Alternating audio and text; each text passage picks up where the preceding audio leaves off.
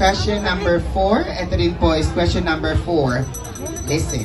What do you think are the qualities of a good leader? And which of these do you possess? Ulitin mo. Ay, sorry. Dito na ako. Come again. Charing. What do you think are the qualities of a good leader? And which of these do you possess? Okay. Bababa po ako kasi gusto ko medyo malapit ako. Akala ko ba tatagalogin ko? Niloloko niyo ako. Sige po, Sige.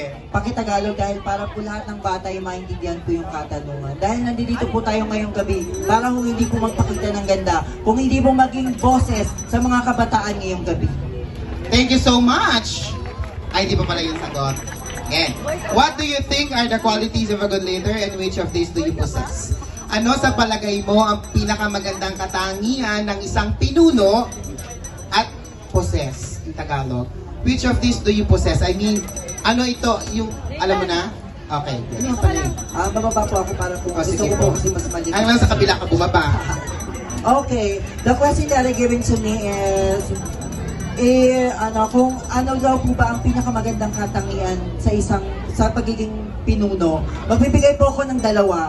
Ayun po, ay magkaroon po tayo ng kamay na bakal. Dahil naniniwala ako, ladies and gentlemen, kung hindi ka matapang, paano mo ipapagtanggol ang mga pinamumunuan mo o ang mga kasama mo sa grupo? Dahil naniniwala ako, ladies and gentlemen, hindi lang po ang galingan dapat nating pinipili bilang isang pinuno. Ayun po, yung kaya natin ipagtanggol at kaya po natin iangat ang mga kagrupo natin. Ayun po ang panguna po, ang pinaka-importante sa lahat. Ayun po ay may takot sila sa pong may kapal. Dahil naniniwala ako, ladies and gentlemen, and the end of the day, lahat po ng pagsubok natin sa buhay, lahat po ng mga pinaghirapan mo bilang isang pinuno, kung wala kang pananalig sa Panginoon, kailanman, ay hindi magiging tama yung direksyon, hindi magiging tama yung pinapatunguhan mo. Dahil naniniwala ako, ladies and gentlemen, pag nabayapa ka na dito sa mundo, kahit gaano ka man kagaling, kahit gaano ka man kapinuno, kahit sa ka man presidente, kung wala kang takot sa Panginoon, lahat ng mga pinaghirapan mo dito sa mundo, mawawala kapag pag nakapikit na ang iyong mga mata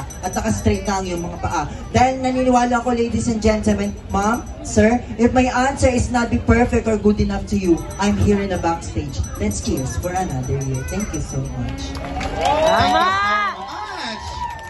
Number 4. That's